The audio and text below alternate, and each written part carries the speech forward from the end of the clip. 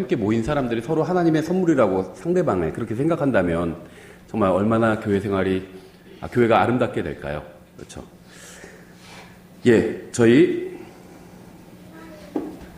오늘 저희가 살펴보려고 하는 하나님의 말씀은요, 디도서입니다. 디도서 2장 11절부터 13절. 디도서 2장 11절부터 13절입니다. 저희가 지금 2년에서 3년에 한 번씩요, 하나님의 뜻에 관한 설교를 합니다. 2015년에 한 번 했고요, 또 2017년에 저희가 했고요, 이제 또 2019년에 이번에도 하고, 아마 다음번은 한 2, 3년 후에 또 할 것 같습니다. 예전에 했던 내용과 좀 비슷하긴 한데요, 이제 하나님의 뜻에 관해서 예전에 했던 설교들이 제가 보니까 좀 길더라고요, 다. 근데 오늘 설교는 좀 줄이긴 줄였습니다. 근데 그래도 길어요, 보니까. 근데 예전에 비해서는 훨씬 더 줄였습니다, 많이. 디도서 2장 11절부터 13절. 그래서 주님께서는 내가 무엇을 하기 원하시는가? 지금 내가 무엇을 하기 원하시는가? 아니면 내 인생에 있어서 내가 무엇을 하기 원하시는가? 한번 생각해 보시는 시간이 되었으면 합니다. 디도서 2장 11절부터 13절입니다. 찾으셨으면 제가 받들어 읽겠습니다. 디도서 2장 11절. 구원을 가져다 주시는 하나님의 은혜가 모든 사람에게 나타나 우리를 가르치시되 경건치 아니한 것과 세상에 속한 정욕들을 우리가 거부하고 이 현 세상에서 맑은 정신을 가지고 의롭게 하나님의 뜻대로 살며 저 복된 소망과 위대하신 하나님 곧 우리의 구원자 예수 그리스도의 영광스러운 나타나심을 기다리게 하셨느니라. 저는 이 하나님의 뜻과 관련해서 가장 우리가 이 세상에서 무엇을 하면서 살아야 되는지에 대해서 가장 잘 요약해 놓은 본문이라고 생각을 합니다. 잠깐 기도하겠습니다. 하나님 아버지, 또 이렇게 또 아름다운 찬양을 저희들에게 들려주셔서 감사드립니다. 저희가 정말 찬양에 나오는 그 가사처럼 서로가 서로를 또 정말 지체로 생각하고 하나님의 또 선물로 그렇게 생각하면서 함께 교회 생활을 이뤄나갈 수 있도록 도와주시기 원합니다. 예수님의 이름으로 기도드렸습니다. 아멘. 본문에서는요, 하나님의 은혜가 우리를 가르쳐 준다고 말씀하고 있어요.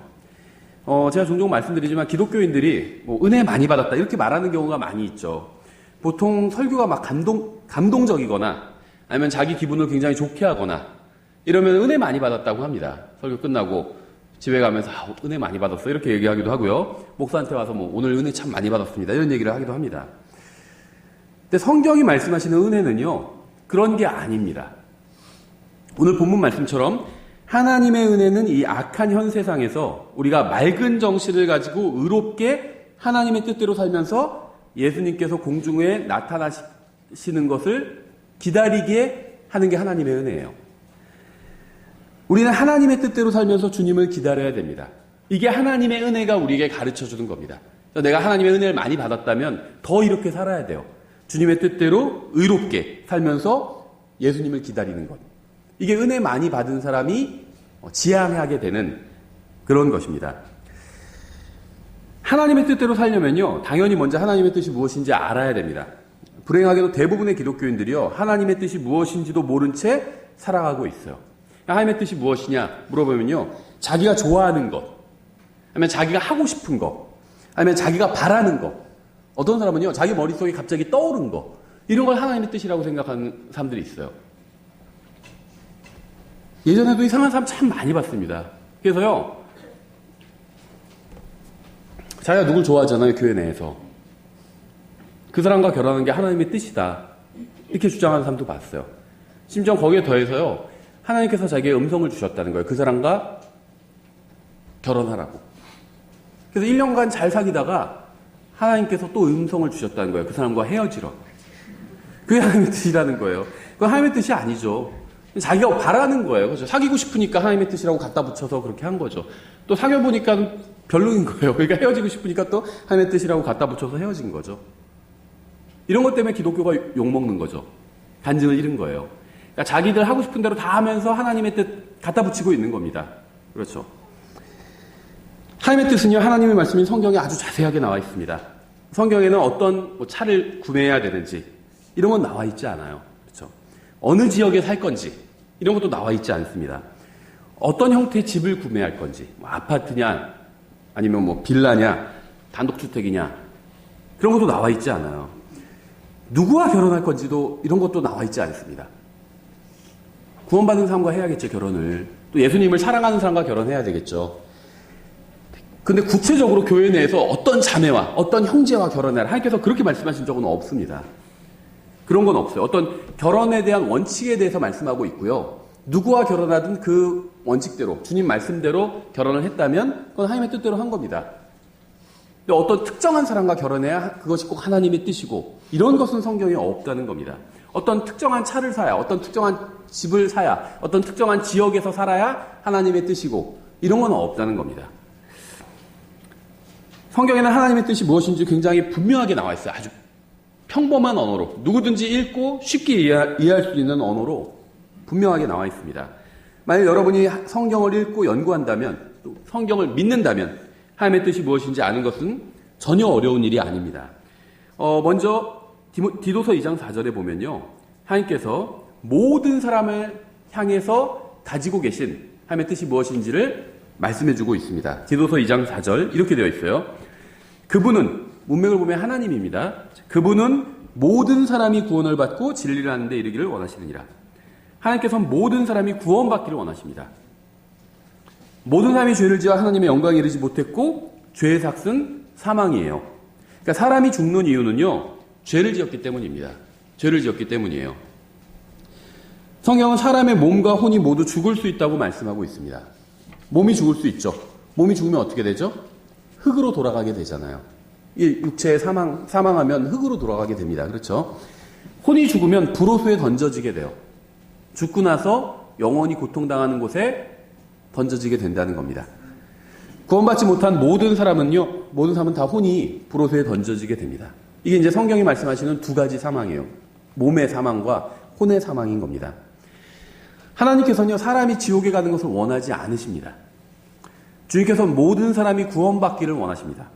그래서 하나님께서는 2000년 전에 직접 본인이 인간의 몸을 입고 이 세상에 오셔서 십자가 위에서 모든 사람의 모든 죄값을 치르고 죽어주셨습니다. 이것은 하나님의 법을 만족시키는 일종의 어떤 법률 행위였어요. 죄가 있으면 벌이 있어야 되거든요. 근데 그 벌을 하나님이 직접 자기가 받아주신 겁니다. 우리를 대신해서. 주님께서 자신의 죄값을 십자가 위에서 치러주셨다는 사실을 믿는 사람의 죄는 십자가 위에서 하신, 예수님께서 하신 이 법률 행위의 효과를 받아서 모두 다 깨끗이 삭제해 주기로 결정하신 거예요. 하지만 주님께서 십자가 위에서 하신 이 대속을 거부하는 사람은요, 그 사람의 죄는 지워지지 않고 그대로 남아 있습니다. 제가 여러 번 설명드렸죠. 이게 법률 행위가 그래요. 하나님께서 인간의 몸을 입고 이 세상에 오셔서 십자가 위에서 모든 사람의 모든 죄값을 갚아주셨습니다. 죄 값을 갚아주신 거예요. 십자가 위에서. 이것을 받아들이는 사람은 그 사람의 죄값이 치러지는 것이고요. 받아들이지 않으면 죄값이 치러지지 않는 겁니다. 나를 사랑하는 사람이 내가 밥 먹고 있는데 음식값을 대신 내줬어요. 그래서 내가 계산하려고 하는데 주인이 음식값 누가 대신 냈습니다. 근데 그 사람이 날 좋아한다고 하는데 난 그 사람 누군지도 몰라요. 근데 음식값을 대신 내줬대요. 그럼 내가 그 사실을 받아들이면 난 음식값을 내지 않고 나가도 되죠. 근데 내가 받아들이지 않아요. 나 그 사람 누군지도 모르는데 왜 내가 남이 사주는 걸 먹어요? 제가 낼게요 했는데 주머니에 돈은 없어요. 그래서 예수님을 믿는다는 건요, 내가 하나님 앞에서 죄인인데 예수님께서 십자가 위에서 내 죄값을 대신 치러주셨다는 걸 믿는 겁니다. 그럼 그 사람의 죄는 삭제가 되는 겁니다. 이걸 법률 효과라고 그래요. 나를 대신해서 법률 행위를 해주신 거예요. 근데 내가 그것을 받아들여요. 추인한다고 그러거든요. 받아들이면요, 그 효과가 나에게 오는 겁니다. 근데 내가 그걸 거부해요. 그러면요, 법률 행위를 했는데 내가 해달라고 부탁한 적 없잖아요. 이게 무건들이라고 말씀드렸죠. 내가 거부해요. 그럼 그 효과가 나에게 오지 않는 겁니다. 그래서 이 복음은 굉장히 논리적이에요.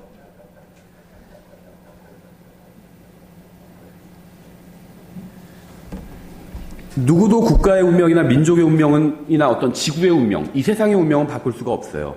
하지만 모든 사람은요, 성경에 따르면 자기의 운명은 바꿀 수 있습니다. 자, 병에 걸렸어요. 그럼 이제 두 가지 중에 하나를 선택해야 되죠. 치료를 받을 것인지 거부할 것인지. 치료 거부하는 사람들도 있거든요. 그것도 자기의 운명을 스스로 결정하는 거죠. 아휴, 나 그냥 치료받지 않고 더 살아서 뭐해? 그냥 갈래? 죽을래? 그럼 자기가 이 세상에서의 자기 운명을 결정한 거예요. 그렇죠? 근데 아니야. 내가 그래도 좀 더 살아야 되겠어. 치료를 받기로 해요. 수술을 받기로 해요. 그럼 더 살 수도 있는 거죠. 그것도 자기의 운명을 결정하는 거예요. 마찬가지예요. 예수님을 믿고 나는 구원받을래. 그 사람 구원받을 수 있는 겁니다. 근데 난 싫어. 거부할래. 그럼 그 사람은 구원받을 수가 없는 거예요. 하나님께서는요, 이 사람의 구원의 문제를, 죽어서 어디에 가느냐의 문제를요, 아주 쉽게 만들어 놓으셨고요. 개인의 결정에 맡겨두셨어요. 무엇을 하든, 어떤 사람이 무엇을 하든, 누구든지 예수님의 십자가 대속을 믿으면 구원받을 수 있게 해놓으셨습니다. 이건 굉장히 관대한 거예요. 누구든지 원하기만 한다면 구원받을 수 있게 해놓으셨다는 거예요. 굉장히 관대한 겁니다. 자신이 하나님 앞에서 죄인이라는 사실을 인정하고요. 하나님이신 예수님께서 자신의 죄값을 십자가에서 모두 치러주셨다는 사실을 믿으면 누구든지 자신의 영원한 운명을 바꿀 수 있습니다. 그리고 이것이 바로 하나님께서 원하시는 하나님의 뜻이에요. 그러니까 하나님께서는요, 강제로 하진 않으십니다. 원하시지만 강제로 하진 않으세요. 다만 원하시기 때문에 쉽게 해놓으신 겁니다. 난 절대로 구원받기 원하지 않아. 하나님과 영원히 같이 있고 싶지 않아. 이런 사람을 강제로 믿게 하고 강제로 구원할 수는 없어요. 다만 하나님께서는 모든 사람이 구원받기를 원하시기 때문에 구원받는 방법을 아주 쉽게 해놓으셨다는 겁니다. 누구든지 원하는 마음만 있으면 구원받을 수 있게 해놓으셨다는 거예요. 이걸 성경에서는 다양하게 표현하고 있거든요. 물을 마신다 이런 식으로 비유하고 있어요. 원하면 와서 값없이 생명수를 마셔라 이렇게 말씀하고 있잖아요. 쳐다본다. 누구든지 십자가를 모세가 장대에 놋뱀을 달아서 장대를 들어 올렸고 그걸 본 사람들은 산 것처럼 십자가를 바라보면 다 구원받을 수 있다. 이게 그 얘기예요. 그 정도로 쉽다는 겁니다. 마시고, 그렇죠. 선물을 받아들이고, 그다음에 눈으로 무엇인가를 보고, 이건 다 쉬운 일이잖아요. 건물을 짓는 건 어려운데 건물을 바라보는 건 쉬워요. 구원이 그렇게 쉽다는 겁니다. 누구든지 원하면 구원받을 수 있게 해주시겠다는 거예요. 여러분의 영원한 운명은 하늘나라를 향해서 가고 있습니까? 아니면 지옥을 향해서 가고 있습니까? 이건 정말 중요한 문제예요. 그리고 어디서 영혼을 보낼 것인지는 전적으로 여러분이 예수님을 유일한 구원자로 받아들이냐 그렇지 않느냐에 달려있다는 겁니다. 그래서 첫 번째 하나님의 뜻은요, 모든 사람이 구원받는 겁니다. 그래서 모든 사람이 다 구원받을 수 있게 하나님께서는 구원의 문제를 아주 쉽게 만들어 놓으셨어요. 두 번째는요, 디도서 2장 4절 같은 구절 안에 있는데요. 그분은 모든 사람이 구원을 받고 진리를 아는 데 이르기를 원하시느니라 이렇게 말씀하고 있습니다. 하나님의 두 번째 뜻은요, 모든 사람이 진리를 아는 데 이르기를 원하시는 겁니다. 하나님께서는 여러분이 구원받기를 원하십니다. 그리고 진리를 아는 데 이르기를 원하십니다. 구원받은 사람은 반드시 진리를 알아야 됩니다. 진리는요, 하나님의 말씀인 성경이에요. 요한복음 17장 17절에 이렇게 되어 있죠. 아버지의 진리로 그들을 거룩히 구별하옵소서. 아버지의 말씀은 진리이니라. 진리가 무엇이냐면요, 하나님의 말씀이 진리라는 겁니다. 우리는 성경을 연구해야 돼요. 디모데후서 2장 15절 이렇게 되어 있습니다. 너는 진리의 말씀을, 성경이죠. 진리의 말씀을 바르게 나누어 내 자신을 하나님께 인정받은 자로 부끄러울 것이 없는 일꾼으로 나타내도록 연구하라. 진리의 말씀을 바르게 나누래요. 이 말씀은 누구에게 하시는 말씀이고 이 말씀은 누구에게 하시는 말씀이고 바르게 나누라는 겁니다. 성경을 연구하는 것은 선택이 아닌 명령이에요. 진리의 말씀을 바르게 나누어 연구하라 이렇게 명령하고 있잖아요. 우리는 하나님의 말씀을 연구해야 됩니다. 그래야 그리스도의 심판석에서 부끄럽지 않게 될 거예요. 하나님께 인정받는 유일한 길은요, 진리의 말씀을 바르게 나누어 연구하는 겁니다. 이것이 인정받는 일꾼이 되는 첫 단계예요. 그러니까 말씀을 연구하기만 한다고 해서 인정받는 것은 아니지만 연구하지 않으면 절대 인정받을 수 없다는 겁니다. 성경은 예수님이 바로 또 진리라고 말씀하고 있죠. 그러니까 하나님의 말씀이 진리다 이렇게 말씀하고 있고요. 또 예수님이 진리라고 말씀하고 있죠. 요한복음 14장 6절에 있죠. 예수님께서 그에게 이르실 때 내가 곧 길이요 진리요 생명이니 나를 통하지 않고는 아무도 아버지께 오지 못하느니라. 성경 자체가 진리인데 이 성경은 진리이신 예수님에 대해 증언하고 있습니다. 그러니까 이게 서로 다른 얘기가 아니라는 거죠. 성경 자체가 진리라고 말씀하고 있죠. 그런데 예수님이 또 진리라고 말씀하고 있어요. 그런데 성경은 이렇게 말씀하고 있어요. 요한복음 5장 39절에서 성경 기록들을 탐구하라. 너희가 그것들 안에서 영원한 생명을 얻는 줄로 생각하거니와 그것들은 곧 나에 대하여 증언하는 것들이니라. 성경이 진리고 예수님이 진리인데 이 성경은 예수님에 대해서 증언하고 있다는 겁니다. 예수님께서 어떤 분인지, 어떻게 과거에 이 세상을 오셨고요. 이 세상을 어떻게 창조하셨고 나중에 어떻게 오시고 또 어떻게 심판하실지 예수님에 대해서 증언하고 있다는 거예요. 성경이. 이게 뭘 의미하냐면요.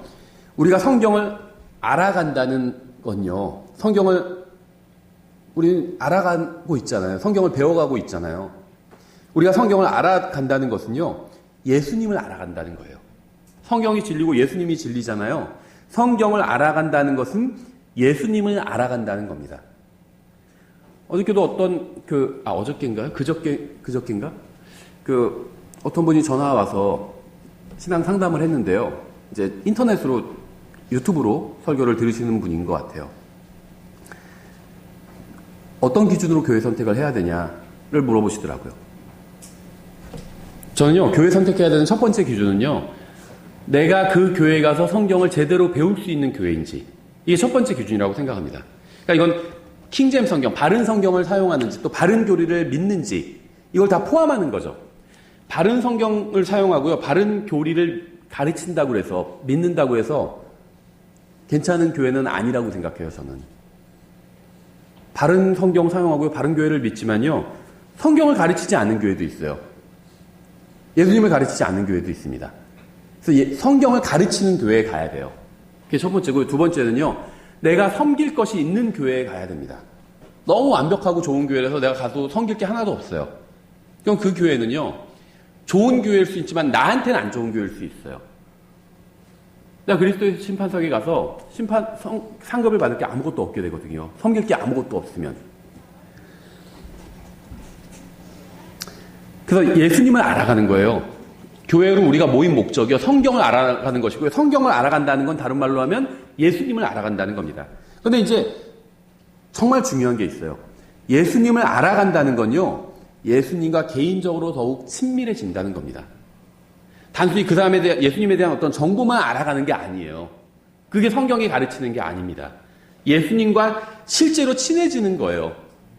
우리가 어떤 사람에 대해서 정보만 알아갈 수 있죠. 예를 들면 어떤 팬들은 축구 선수다. 그럼 그 사람에 대해서 아는 게 굉장히 많아요. 그 다음에 포지션, 연봉 이런 것뿐만이 아니라 키, 몸무게, 그 다음에 그 사람이 어릴 때 어떻게 성장했는지, 그 다음에 형제관계 이런 거 다 알더라고요. 팬들은. 그렇게만 아는 것도 아는 거겠죠. 근데 제가 지금 말하는 건 그런 게 아니에요. 실제 만나서 친교를 나눈 겁니다. 교제를 나누고 동행을 하고 같이 가고 그게 알아가는 거예요. 성경을 많이 안다고 하지만 예수님과 전혀 친밀하지 않다면 그건 성경을 아는 게 아닙니다. 그런 분들이 있어요. 학자들 중에. 성경은 많이 알아요. 연구를 많이 해서. 근데 예수님과 친밀하지는 않아요.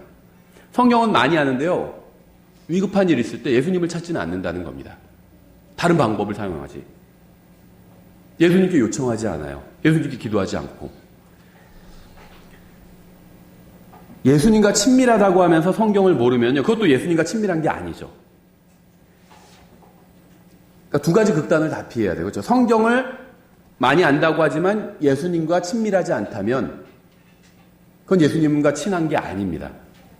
성경만 그냥 지식적으로 많이 아는 거지. 그런데 반대로요. 예수님과 자기는 굉장히 친하다고 그래요. 성경을 한 번도 읽어본 적이 없다고 그러고 성경 뭐가 써있는지 잘 모른다고 그러고 그럼 그건 예수님과 친한 게 아니라는 겁니다. 그러니까 예수님과 친한 건요. 단순히 성경을 지식적으로만 아는 걸 능가하는 거예요. 예수님과 인격적인 만남이 있어야 되는 겁니다. 이게 구원이에요. 그 인격적인 만남을 계속 유지해가는 게 그게 교제입니다. 교제예요. 우리가 구원받는 것이 하나님의 뜻입니다. 또 우리가 하나님의 말씀을 연구하는 것이 하나님의 뜻이에요. 예수님을 알아가는 것, 예수님과 더 가까워지는 것, 이게 하나님의 뜻이라는 겁니다. 세 번째는요. 하나님의 뜻은 복잡하지 않아요. 고린도서 8장 5절에 그들은 우리가 바라던 것과 달리 이 일을 행하되 먼저 자신을 주께 드리고 또 하나님의 뜻을 따라 우리에게 주었도다. 이렇게 말하고 있습니다. 하나님과 다른 사람을 섬기는 것이 하나님의 뜻이에요. 지금 이 순간 여러분을 향한 하나님의 뜻이 무엇일까요? 하나님의 뜻은요. 여러분이 마음과 혼과 힘과 생각을 다해서 하나님과 다른 사람을 섬기는 겁니다. 여러분의 시간과 재능으로 하나님과 다른 사람을 섬기십시오. 여러분의 사랑으로 하나님과 다른 사람을 섬기세요. 왜 자꾸 하나님과 다른 사람을 섬기라고 이렇게 얘기하냐면요. 하나님은 눈에는 보이지 않아요. 하나님을 섬기는 방법이요. 하나님을 믿는 다른 사람들을 섬기는 겁니다. 예수님을 섬기는 방법이요. 예수님을 믿는 사람들, 예수님의 몸을 섬기는 거죠. 예수님을 핍박하는 게 뭐였죠? 예수님을 믿는 사람들을 핍박하는 게 예수님을 핍박하는 거였잖아요. 마찬가지예요. 예수님 눈에 보이지 않아요. 어떻게 섬겨요? 그분의 발을 어떻게 닦아드리고, 그렇죠. 그분께 먹을 걸 어떻게 드리고, 예수님을 믿는 사람들을 섬기는 겁니다. 그래서 제가 하나님과 다른 사람들을 섬기려고 하는 게 이게 하나로 묶어서 제가 말씀을 드리는 거예요. 자기보다 먼저 하나님을 우선순위에 두는 것이 바로 하나님의 뜻이라고 성경은 말씀하고 있어요. 자신보다 다른 사람을 먼저 생각하는 것이 바로 하나님의 뜻이라는 겁니다. 자기 자신의 유익을 구하고 자기만 생각하는 것은 이 악한 현 세상의 전형적인 특징이에요. 하나님의 뜻은요, 하나님을 첫째 자리에 두고 다른 사람을 둘째 자리에 두는 겁니다. 여러분은 교회에서 불평만 하는 존재일 수도 있고요. 여러분의 존재 자체가 다른 사람들에게 복이 되는 존재일 수도 있어요. 근데 무엇으로 인해서 서로 이렇게 갈리는 거냐 하면 누구를 첫째 자리에 두느냐에 따라서 갈린다는 겁니다. 나를 첫째 자리에 두면요, 모든 게 불만스러워져요. 나를 첫째 자리에 두면요, 저 사람들이 나에게 잘해주고 나를 섬겨야 되는데 그렇게 하지 않잖아요. 다른 사람들이. 그러니까는 불평이 나오게 되는 겁니다. 근데 다른 사람을 첫째 자리에 두면요, 불평이 나오지 않아요.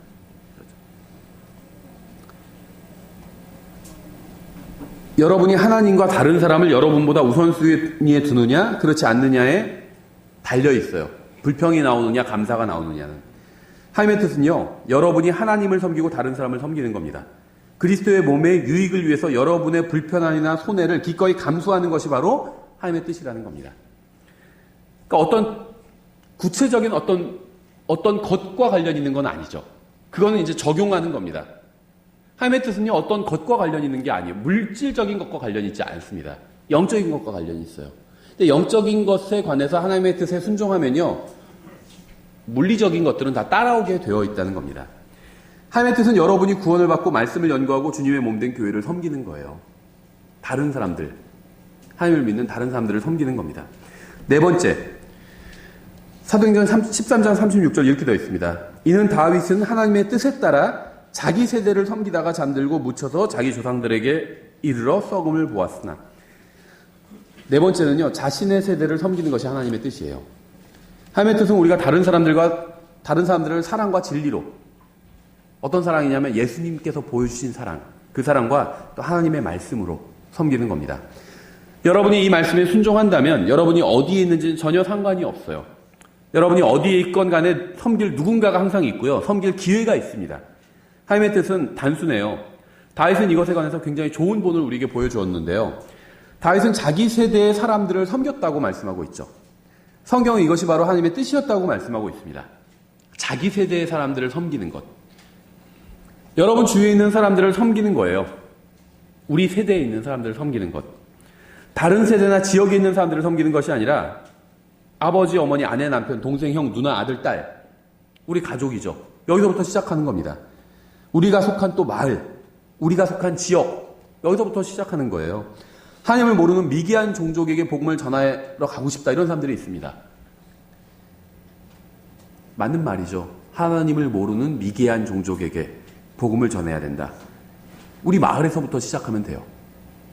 아마존에 있는 사람들만 미개한 종족이 아니에요. 우리 마을에도 미개한 사람들이 있어요.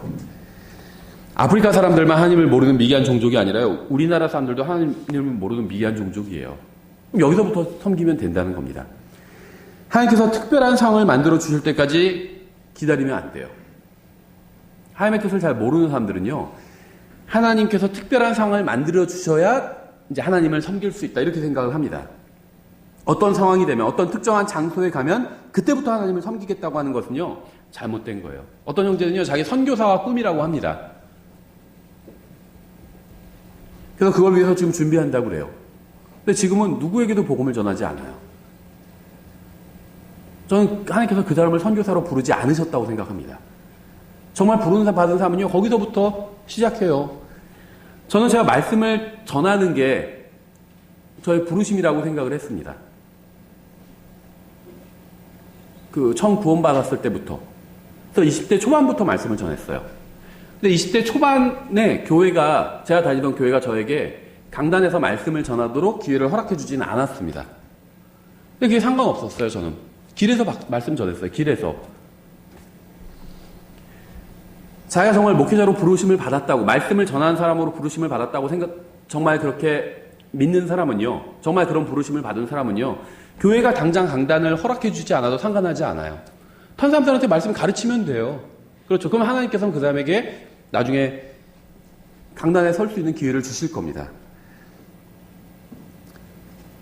특별한 장소, 특별한 시간, 그런 건 없어요, 성경에 보면.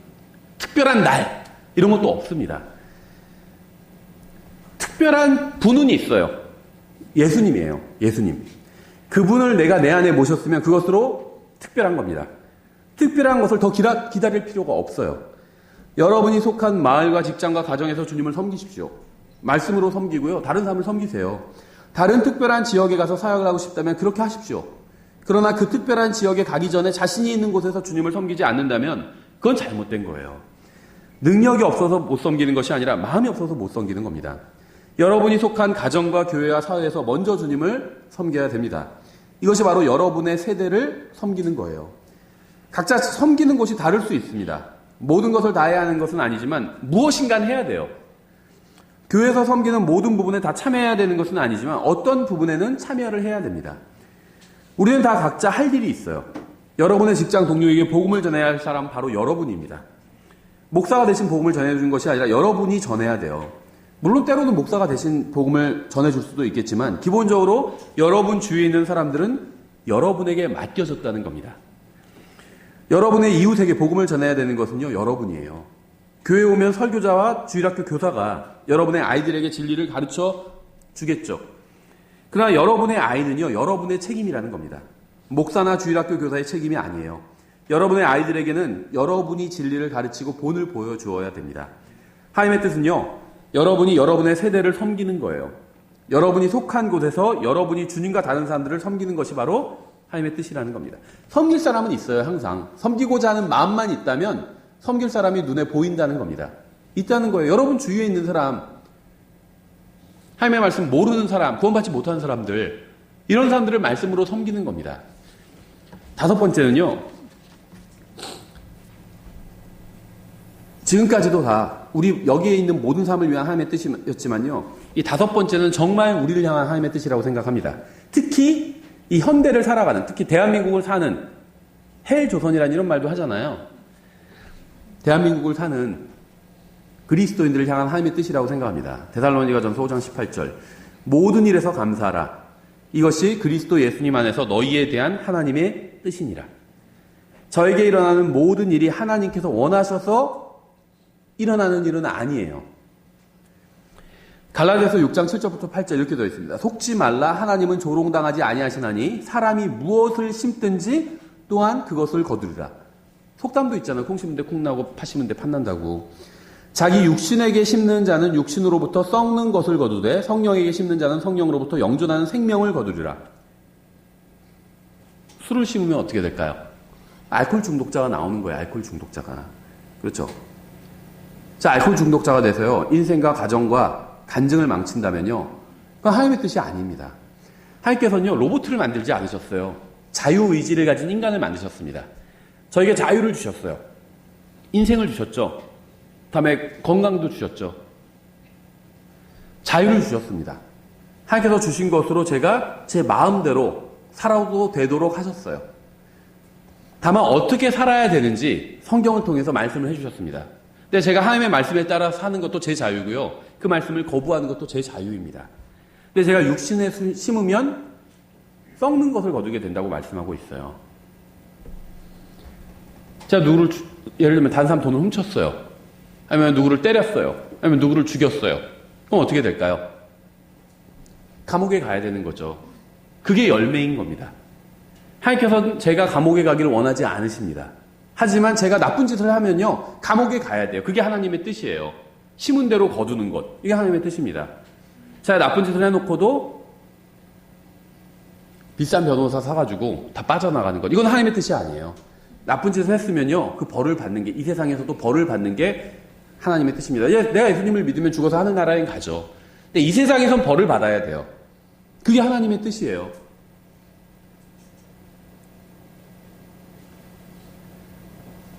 저 아주 가끔씩 벌금을 낼 때가 있거든요. 속도 위반으로. 아주 가끔씩. 지금은 이제 집이 가까워서 뭐 많지는 않은데 아주 가끔씩 있어요. 집으로 날아오죠. 아주 가끔씩. 그럼 너무 후회가 돼요. 그때 내가 그냥 제 속도로 가는 건데, 제가 이제 다른 사람들이 안 움직이는 시간에 움직이거든요. 러시아워 다 피해서. 조금 속도 냈다가 바로 찍힌 거예요. 즉각 냅니다. 그럼 집으로 날아오면 즉각 내요. 후회스럽고 하지만 즉각 냅니다. 왜냐면요, 그게 신문대로 거둔 거예요. 그렇죠. 법규를 잘 지켰어야죠. 내기 싫으면, 벌금 내기 싫으면. 벌금을 내는 게 하나님의 뜻이라는 겁니다. 자기가 법규를 어겼으면. 이걸 주님 피하게 해주십시오. 전사는 오작동이 일어나서 제가 벌금을 안 내도 다 낸 걸로 이렇게 처리되게 해주십시오. 그건 하나님의 뜻이 아니에요. 신문대로 거두는 게 하나님의 뜻입니다. 옛날에 저도 신학교 다녔었는데, 신학교에서 그런 친구들 많아서 공부는 안 하고요.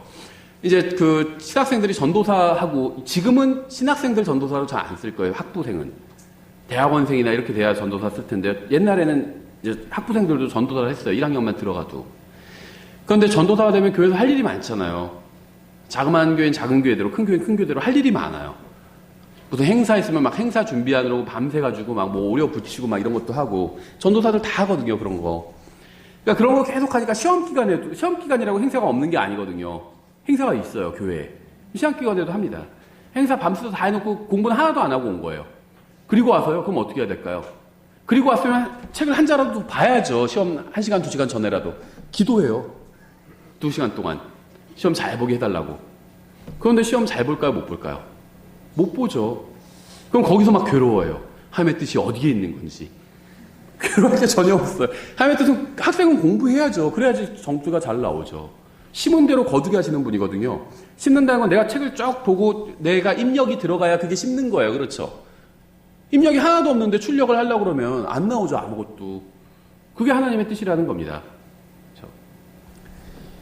여러분에게 일어나는 모든 일이 다 하나님의 뜻이라고 할 수는 없습니다. 내가 시험에 낙제하는, 왜 낙제를 했습니까? 이게 하나님의 뜻이었습니까? 막 그러고 괴로워하는 사람이 있는데 그건 하나님의 뜻이 아니었어요. 하나님의 뜻은 공부해가지고 낙제하지 않는 것이었습니다. 근데 자기가 공부 안 해서 낙제했어요. 그래놓고 그게 하나님의 뜻인지 막 그거 갖고 괴로워하는 사람이 있어요. 그래서 막 진로를 결정하고. 여러분에게 일어나는 일들은 대부분 여러분이 뿌린 대로 거둔 거예요.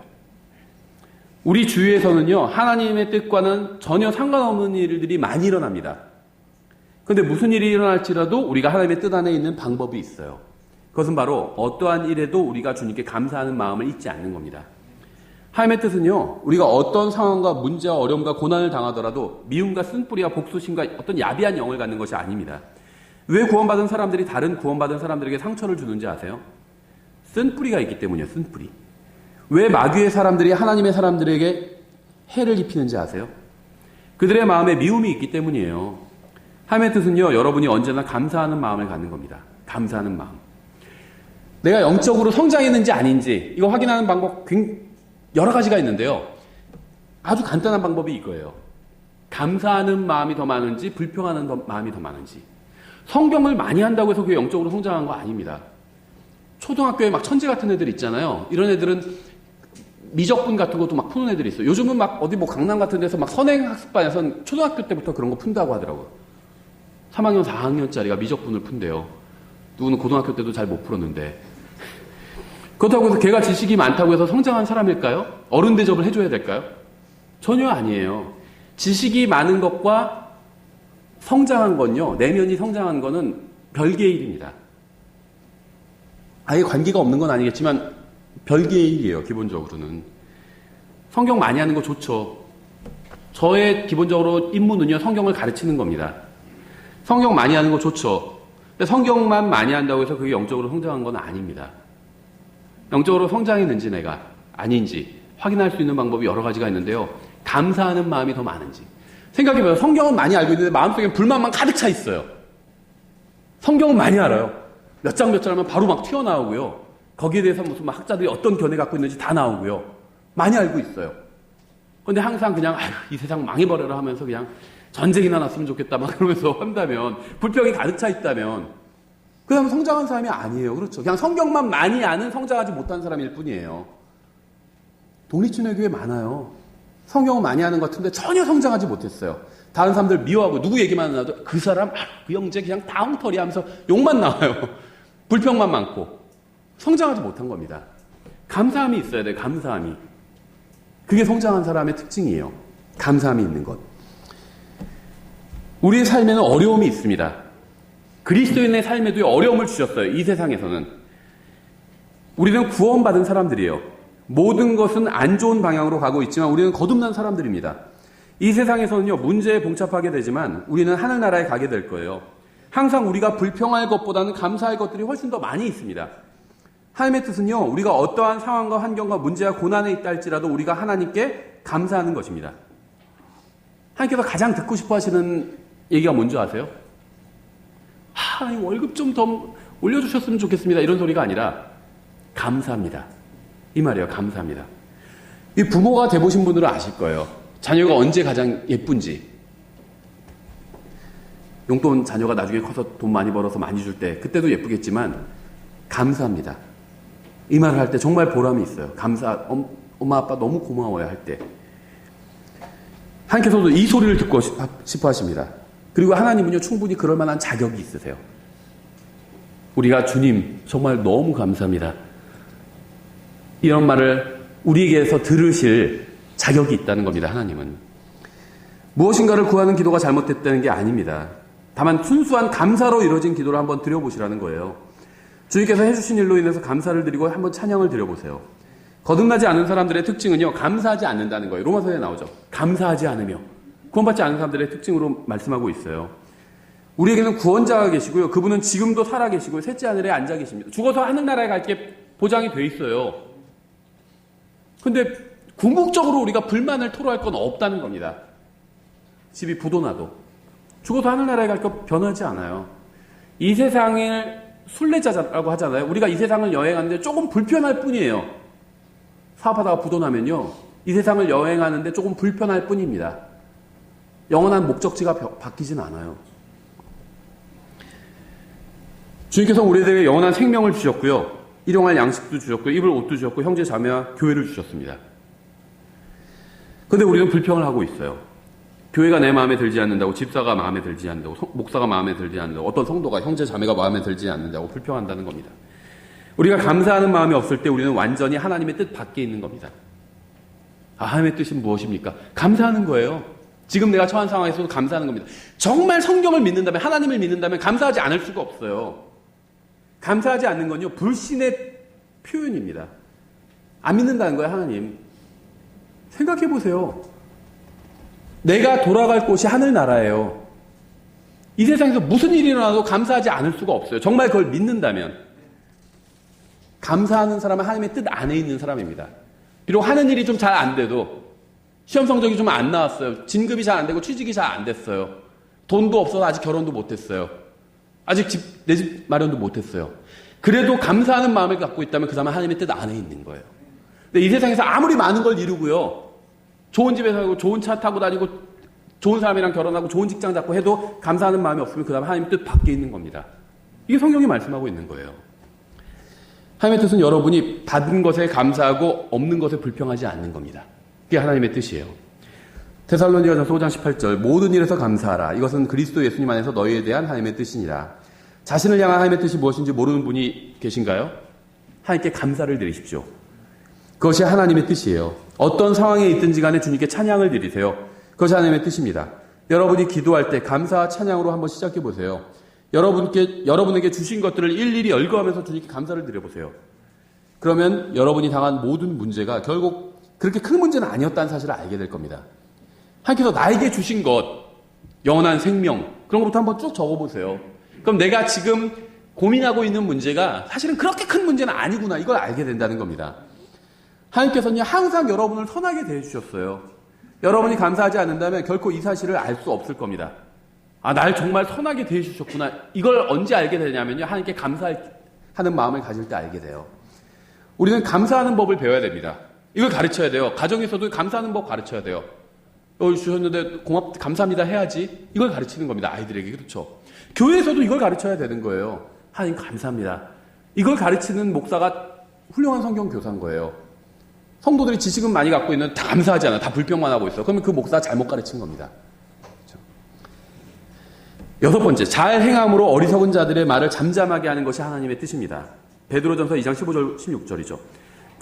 그러함이 하나님의 뜻이니 이것은 너희가 잘 행함으로 어리석은 자들의 무식한 말을 잠잠하게 하려 함이라. 너희가 자유로우나 너희의 자유를 악을 덮는 도구로 쓰지 말고 오직 하나님의 종들로서 행하라.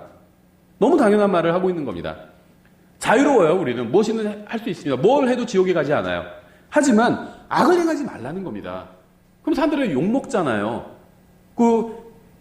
하나님을 욕먹게 하잖아요. 하나님을 믿는다는 사람들이 잘못된 일을 한다고 해서 지옥에 가지는 않지만 그렇게 하면 하나님을 욕먹게 하잖아요. 그렇게 하지 말라는 겁니다. 그래서 하나님의 종들로서 저 사람은 하나님을 정말 제대로 섬기고 있구나. 이런 말을 듣게끔 그렇게 살라는 겁니다. 이 말씀은요, 구원받은 사람들을 비평하는 자들에 대해서 두 가지 것을 얘기하고 있는데요. 어리석고 무식하다고 말씀하고 있죠. 이건 제가 한 말이 아니라 하나님께서 하신 말씀이에요. 성경에서 말씀하시는 모든 것을 믿으면요, 사람들은 그 사람 이단이라고 부릅니다. 그들은 어리석고 무식하기 때문에, 무식하다는 건 하나님의 말씀에 무지하다는 거예요. 그렇기 때문에 진리를 믿는 것을 이단이라고 또 어리석다고 생각하는 겁니다. 어리석고 무식한 사람들과 논쟁할 필요가 전혀 없어요. 성경 안 믿는 사람들. 그거 다 가짜 신화 아니야? 다 가짜 얘기 아니야? 이런 사람과 논쟁할 필요 없다는 겁니다. 언론에서 성경대로 믿는 사람들을 비평한다고 해서 반론을 펼 필요도 없어요. 그렇게 하지도 않겠지만 신문에서 언론에서 우리 교회를 욕하고 비난해도요, 반론할 필요도 없다는 겁니다. 우리에 대한 거짓 비방에 맞서기 위해서 일일이 반박할 필요도 없어요. 사람들이 여러분에 대해 거짓으로 꾸며 비방할 때 여러분이 할 일이 무엇인지 아세요? 여러분 그러한 것에 대꾸하지 말고 의롭고 선하고 깨끗하고 거룩하고 경건한 삶을 사는 겁니다. 누군가 여러분을 비난해요. 거짓으로 지어서 나쁜 놈이고 저 사람 순 도둑놈이야 이렇게 비난해요. 반박하지 않아도 된다는 겁니다. 훌륭하게 살면 된다는 거예요. 하나님 말씀대로. 그러면 여러분을 비방하던 사람들이 모두 다 입을 다물게 된다는 겁니다. 이것이 바로 우리를 향한 하나님의 뜻이라는 거예요. 누군가 우리를 욕할 때 거기에 맞서 싸우지 말라는 겁니다. 하나님 말씀대로 살라는 거예요. 훌륭하고 의롭게 살라는 겁니다. 그럼 모든 비난이 다 쏙 들어가 버리게 된다는 거예요. 우리가 스스로 우리를 비방하는 사람들에게 맞서서 반박하는 것은요, 하나님의 뜻이 아닙니다. 어떤 목사님은 누가 성경 욕할 땐 가만히 있다가 자기 욕하면 막 열내더라고요. 그건 하나님의 뜻이 아니에요. 우리가 비방을 받더라도 사랑과 은혜와 친절과 진리 안에서 행하면 사람들은 알게 될 겁니다. 그러면 누군가 우리를 비방해도 아무도 그 말을 믿지 않을 거예요. 우리는 말이 아닌 행위로 우리가 정당함을 입증해야 됩니다. 사람들한테. 그러면 다른 사람들이 말로써 우리의 정당함을 입증해 줄 거예요. 우리는 사람들에게서 선한 간증을 얻어야 됩니다. 우리를 비방하는 사람들에게 일일이 해명할 필요가 없어요. 우리가 선을 행하면 사람들은 알게 될 겁니다. 우리는 자신을 방어하고 변명하고 해명할 필요가 없어요. 어리석은 자는 그대로 어리석은 대로 두고 무식한 자는 그대로 무식한 대로 두고 우리는 바르게 사는 것이 하나님의 뜻입니다. 맞붙어 누가 싸울 필요 없다는 거예요. 누가 우리 욕한다고 해서 막 싸울 필요 없다는 거예요. 어떤 교회가 우리 교회 욕한다고 해서 막 싸울 필요 없다는 겁니다. 그대로 두면 돼요. 그냥 그대로 두면 됩니다. 우리가 바르게 살면 돼요. 그럼 우리에 대한 비방은 사람들은 우리에 대한 비방을 믿지 않게 될 겁니다. 사람들이 우리를 어떻게 대하든 간에 우리는 선하게 대하면 됩니다. 우리가 바르게 행하는 것만이 우리를 비방하는 자들을 침묵하게 만드는 유일한 길이에요. 주님께서 가르쳐주신 비방하는 상대방을 조용하게 만드는 방법은요, 바르게 행하는 겁니다. 바르게 행하는 것. 이거 우리 적용할 수 있어요. 부녀회에서도요, 무슨 아파트 부녀회에서 누가 막 욕하고 막 이런 경우 있잖아요. 바르게 살면 돼요. 바르게 살면 됩니다. 같이 막 욕할 필요 없다는 겁니다. 의롭고 거룩하고 선하고 진실하게 행하면요, 모든 비방은 멈추게 된다는 것이 주님께서 우리에게 가르쳐 주신 방법이고 하나님의 뜻이라는 겁니다. 여러분이 비방을 받는다면 거룩한 삶을 사십시오. 하나님의 말씀대로 사세요. 그러면 여러분에 대한 비방을 아무도 믿지 않을 겁니다. 이것이 비방을 없애는 빠른 방법은 아니지만 확실한 방법이에요. 그 하나님의 뜻이기도 합니다. 사회생활에서 다른 데서 누가 비방할 때 맞받아치지 말라는 겁니다. 그냥 두라는 거예요, 그대로. 그리고 하나님의 뜻대로 살라는 겁니다. 하나님 말씀대로 살라는 거예요. 이게 하나님의 뜻이라는 겁니다. 일곱 번째, 선을 행함으로 고난을 받는 것이 하나님의 뜻입니다. 베드로전서 3장 17절 18절에 나와 있죠. 너희가 선을 행함으로 고난을 받는 것이 하나님의 뜻일진데 악을 행함으로 고난을 받는 것보다 그것이 더 나으냐. 뿌린 대로 거두게 된다고 말씀드렸죠. 악을 행해요. 누구 걸 도둑질을 해요. 근데 그 CCTV에 딱 걸려서 결국 경찰한테 잡혔어요. 그러면 감옥에 가게 되죠. 그게 고난을 받는 거죠. 악을 행하면 감옥에 가게 된다는 거예요. 근데 그렇게 살지 말라는 겁니다. 그건 의미가 없다는 거예요. 하나님 앞에서. 지옥에 가진 않지만 하나님 앞에서는 의미가 없는 일이에요. 선을 행하다가 고난을 받는 것은 그건 하나님의 뜻이라는 겁니다.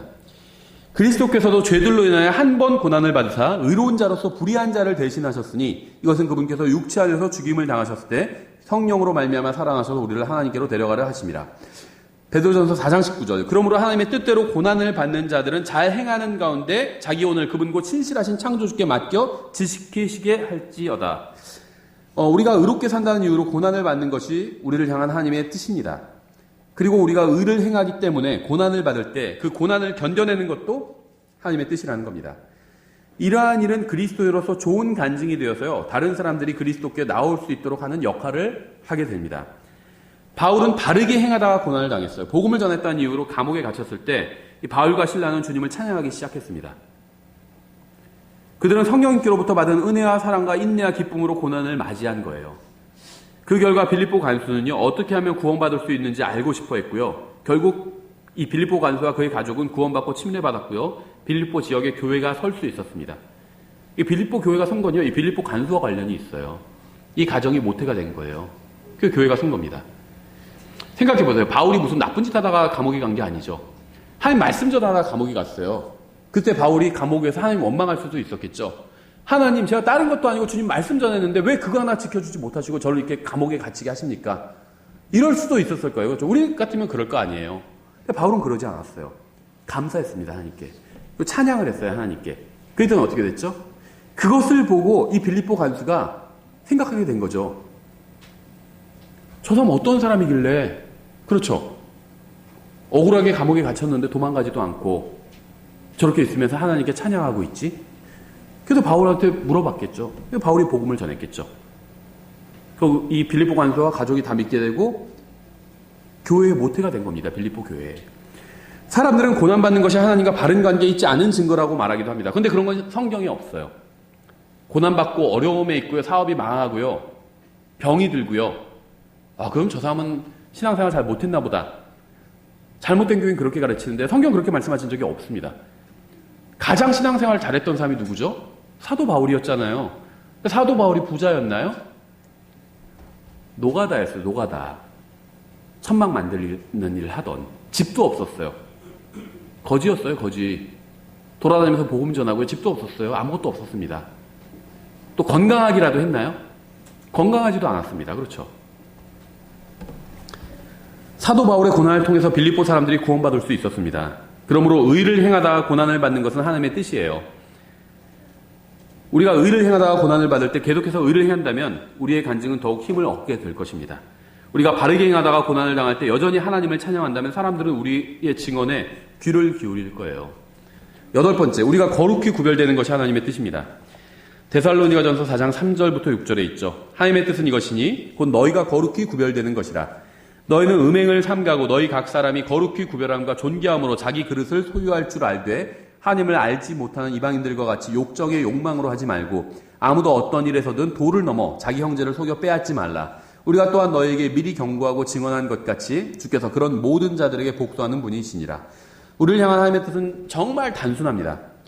우리는 악한 세상에 살고 있어요. 이 세상은 악합니다. 이 세상은 음행을 조장해요. 이 세상은 즐길 수 있을 때 즐기라고 합니다. 그러나 성경은 우리가 거룩히 구별되는 것이 하나님의 뜻이라고 말씀하고 있어요. 성경은 우리가 우리의 욕망과 열정과 감정을 어떻게 조절해야 되는지 말씀하고 있습니다.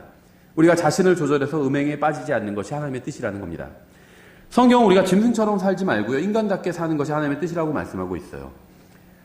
짐승처럼 사는 것과 인간처럼 사는 것의 차이가 뭔지 아세요?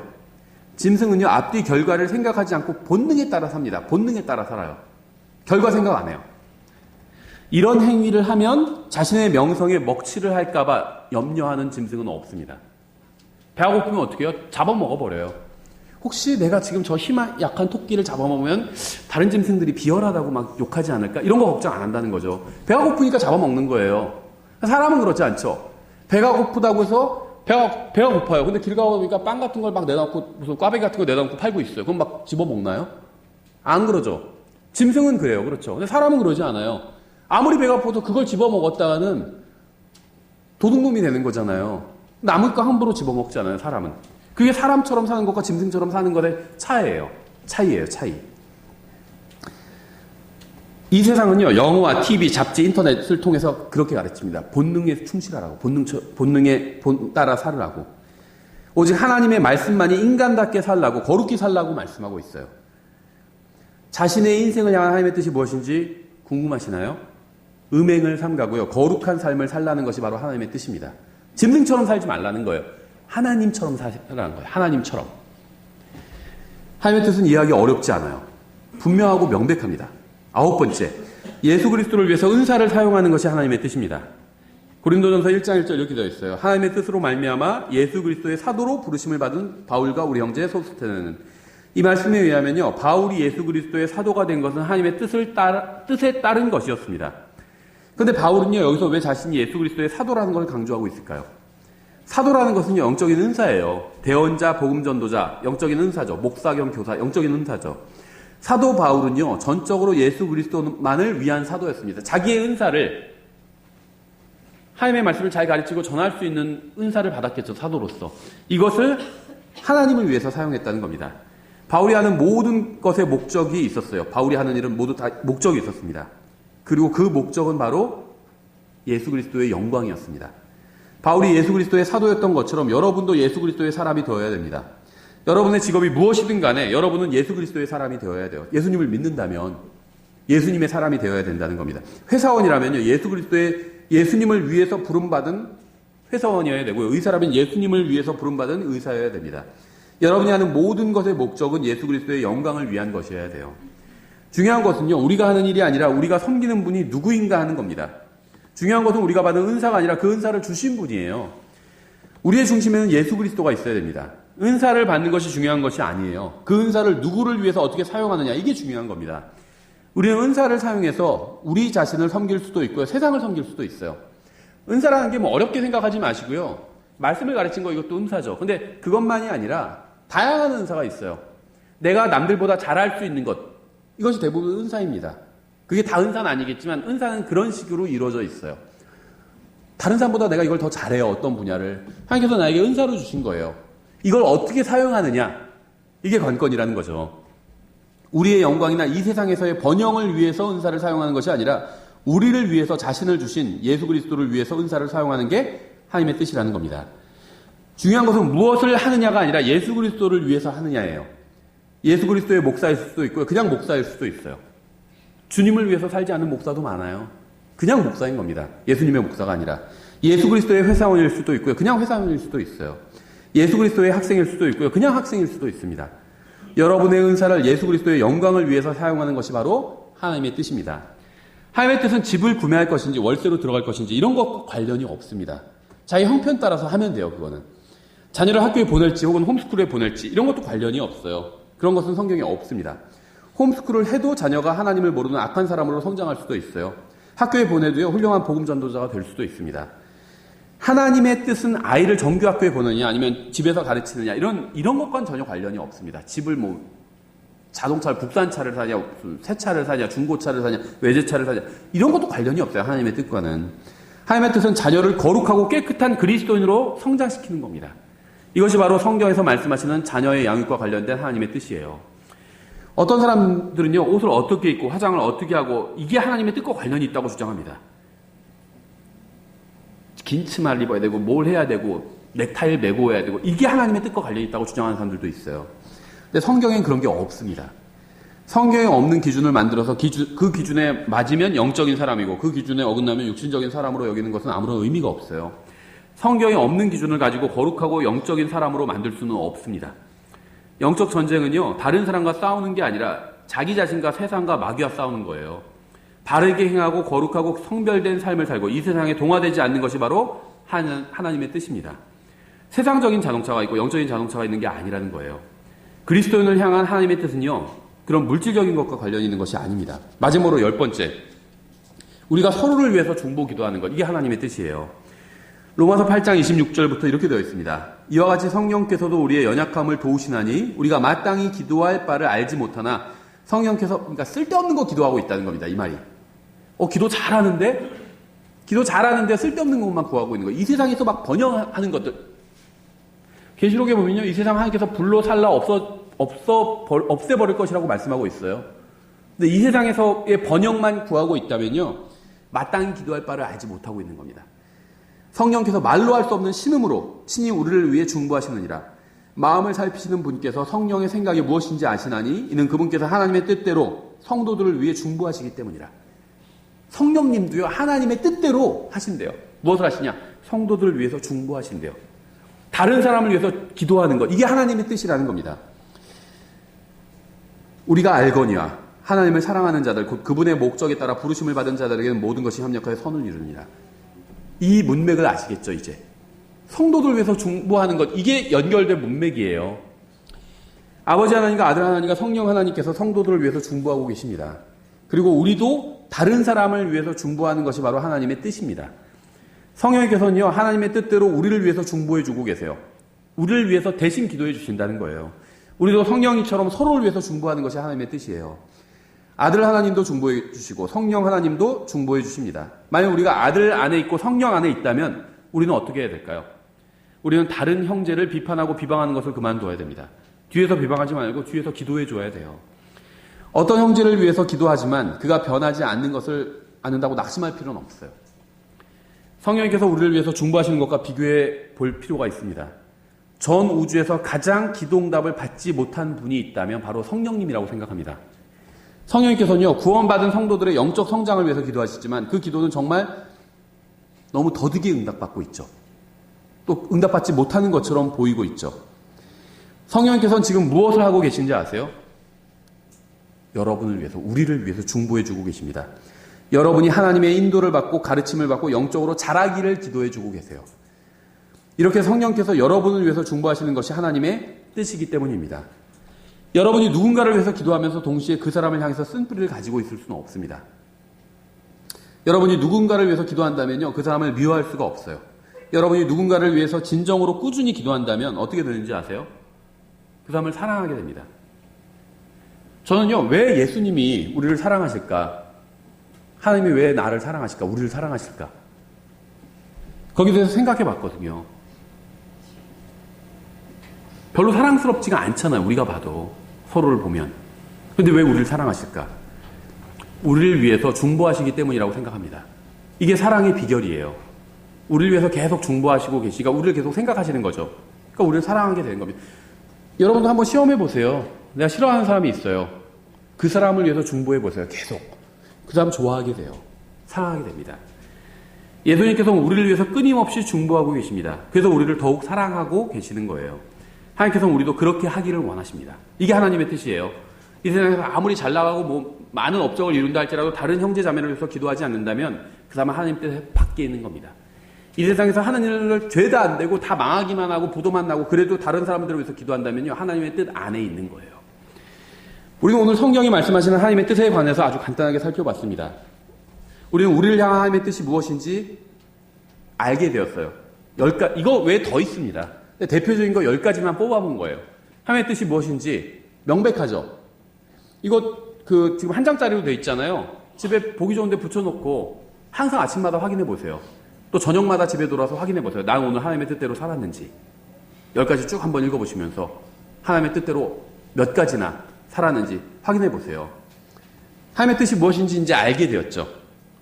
이제 우리 중에는요, 제 설교를 지금 이 설교를 들은 사람 중에는요, 누구도 하나님께 변명할 수가 없어요. 하나님의 뜻대로 살고 싶었지만 살 뜻이 뭔지 몰랐습니다. 가르쳐주는 사람도 없었습니다. 나중에 하나님 앞에서 이렇게 변명할 수가 없어요. 가르쳐줬어요. 뭔지. 10가지 대표적인 것을. 하나님의 뜻을 아는 사람이 해야 될 일이 무엇일까요? 베드로전서 4장 2절에 나와 있어요. 그런즉 그는 육체 안에서 남은 때를, 우리가 죽기까지 남은 때가 있죠. 육체 안에서 남은 때를 더 이상 사람들의 정욕에 따라 살지 아니하고 오직 하나님의 뜻에 따라 살아야 하리라. 하나님의 뜻을 아는 사람은요, 이제 하나님의 뜻에 따라서 사는 겁니다. 하나님의 말씀대로 사는 거예요. 육체 안에서 산다는 게 뭔지 아세요? 자기 생각대로, 자기 마음대로, 자기가 원하는 대로 사는 것.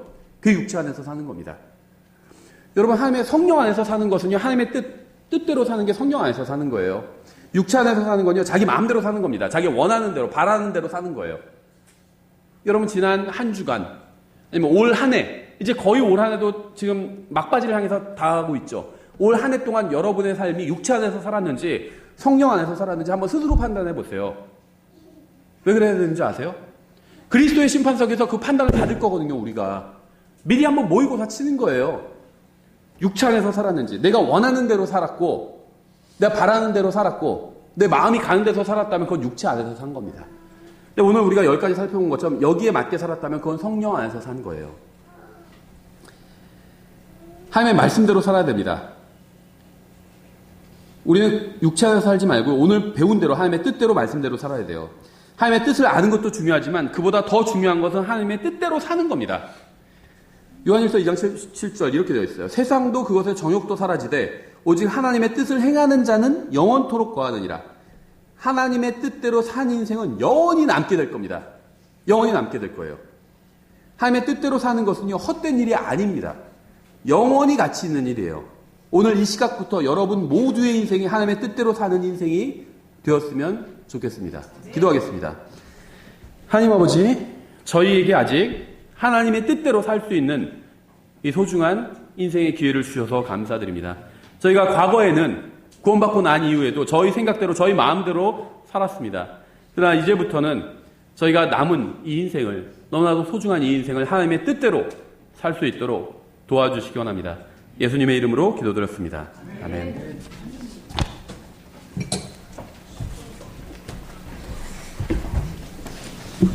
자리에서 일어나셔서 찬송가 560장 마침 찬양 하시겠습니다.